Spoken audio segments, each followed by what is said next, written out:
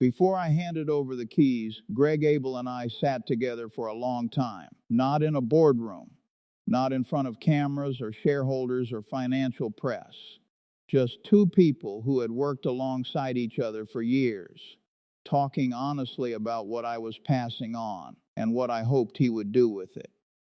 I told him things I have never said publicly, not secrets about the portfolio, not predictions about the market, something more fundamental than that. I told him what I actually believe after 94 years of living and 60 years of investing about how to run a business that lasts, about how to make decisions under uncertainty, about the culture I built at Berkshire and why I believe that culture, more than any individual investment, is the thing most worth preserving. Today I want to share some of that conversation with you, because the principles I passed on to Greg Abel are not principles that belong only to Berkshire Hathaway. They are principles that apply to anyone building anything, a business, a portfolio, a financial life that they want to last. The question I have been asked most often over the last decade is some version of this: what happens to Berkshire when you are gone? It is a fair question, and for many years I was careful about how I answered it, not because I had not thought about it. I had thought about very little else in the background for 30 years, but because succession planning, done publicly, done prematurely, can create more uncertainty than it resolves. It invites speculation about timelines. It shifts attention from the business to the transition. What I can tell you now, with the transition complete, is this: the question was never really about Greg Abel or about any individual who would take the seat. It was about whether the culture and principles of Berkshire Hathaway were deeply enough embedded to survive the departure of any individual, including me. I believe they are. And I want to explain why I believe that, because it connects directly to something every investor and every business owner needs to understand. The most valuable thing any organization can build is not a product or a portfolio. It is a culture, a set of shared values and principles so deeply understood, so genuinely believed, not just stated, that they guide decisions even when the person who established them is no longer in the room. At Berkshire, I tried to build that culture over 60 years, not by writing detailed manuals, not by creating complex processes and oversight structures, but by demonstrating consistently over decades what the right decisions look like, and trusting that the people around me would internalize those principles and apply them long after I was gone. Greg Abel understands this culture. He has lived inside it for decades. He does not need me to tell him what to do in any specific situation. He needs to understand the principles deeply enough to make the right decisions in situations I never anticipated. That is what I tried to give him. The first thing I told Greg, the thing I emphasized more than anything else, is that culture is not separate from strategy. Culture is the strategy. Let me explain what I mean. Most businesses treat culture as something soft, as the values statement on the wall, the company retreat, the employee satisfaction survey. Something important enough to acknowledge, but not important enough to manage with the same rigor as financial performance. This is a fundamental error, and it is one that destroys more long-term value than almost any strategic mistake I have encountered. At Berkshire, the culture has always been the foundation of everything.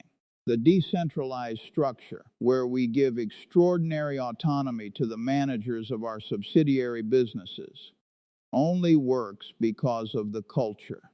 If the managers of those businesses were not deeply aligned with Berkshire's values, the autonomy would be dangerous. They could make decisions that benefited themselves at the expense of shareholders. They could take short-term risks that look good on this year's numbers and damage the business for years to come. The reason the autonomy works is because the people who exercise it share a set of values that makes the right decisions feel obvious, even when nobody is watching. I told Greg, protect the culture above everything, above any single investment, above any strategic initiative, above any short-term financial pressure, because the culture is what makes everything else possible. And once it deteriorates, once the people inside the organization stop believing that the values are real, that management actually acts on them, it is extraordinarily difficult to restore. This applies beyond Berkshire. It applies to any business you are building or any team you are leading. The values you demonstrate in the difficult moments, when cutting corners would be convenient, when the pressure to perform overrides the instinct to do the right thing, are the values that actually exist in your organization, not the ones on the wall, the ones in the decisions. The second principle I passed on to Greg is one I have held for my entire career. Trust is the most valuable asset any business can have, and it takes decades to build and moments to destroy. I have watched this happen. I have watched businesses, some that I admired, some that I owned, compromise their integrity in small ways for small short-term gains and pay costs that dwarf the gains many times over. Not just in financial terms, in the loss of the trust of customers, employees, regulators, and shareholders that had taken years or decades to accumulate. At Berkshire, I have always held a simple standard for every decision. Would I be comfortable if this appeared on the front page of the newspaper tomorrow morning, written by a reporter who was not sympathetic to our position? If the answer is yes, proceed. If the answer is no, do not do it. This is not a complicated ethical framework. It is a practical one. It asks you to see your decisions from the outside, from the perspective of someone who does not share your incentives, and to evaluate whether they hold up to that scrutiny. I told Greg to apply this standard to every significant decision, not just the obvious ones, the subtle ones, the ones where the right answer is inconvenient, where the short-term cost of doing the right thing is real and the long-term benefit is difficult to quantify. Because the long-term benefit of trust with customers, with employees, with partners, with regulators is enormous. It is just not visible on any quarterly statement. And the cost of losing it, paying fines, managing crises, rebuilding credibility that was decades in the making, is far larger than any short-term gain that dishonesty might produce. Trust is the strategy. Protect it as if everything depends on it, because it does. The third principle I emphasized, and this one I have repeated in various forms for my entire career, is the importance of long-term thinking. The pressure on any publicly traded business to perform over short time horizons is enormous. Analysts publish quarterly estimates. Shareholders compare quarterly results. The financial media covers quarterly earnings as if they are the most important measurement of a business's health. They are not. A business's health is measured by whether it is building competitive advantages that will serve it well in 10, 20, 30 years, by whether it is investing today in capabilities that will matter in the future, even if those investments reduce this year's earnings, by whether the decisions being made right now reflect genuine long-term thinking or short-term optimization that extracts value rather than creating it. I told Greg, ignore the quarterly noise, not the quarterly results. Those matter as a scorecard, but the noise around them, the analyst's speculation, the market's short-term reaction to any given number, the pressure to manage earnings in ways that make short-term numbers look better at the expense of long-term truth. Berkshire has always reported honestly. We have never tried to smooth earnings or manage expectations through accounting choices. When things are bad, we say so. When things are good, we say so. We let the actual results speak, quarter by quarter, year by year, and we trust that over long periods, the honest record reflects the actual quality of what we have built. This approach frustrates some investors. They would prefer more predictable quarterly numbers. They would prefer management that actively manages expectations and delivers reassuring guidance. I prefer truth.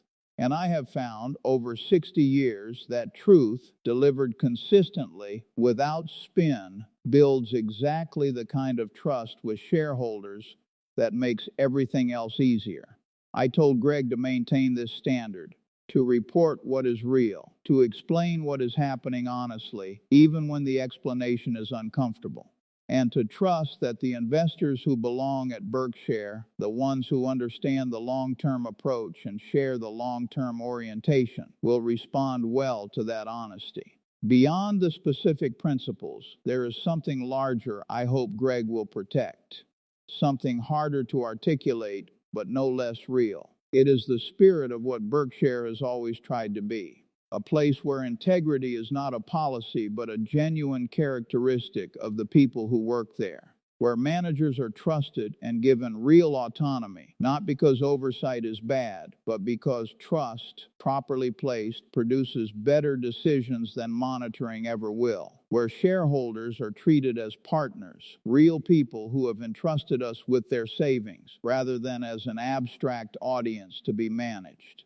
Where decisions are made on the basis of long-term value, not short-term optics. Where the culture is protected as the strategic asset it is. Where honesty, even when uncomfortable, is always preferred to the alternatives.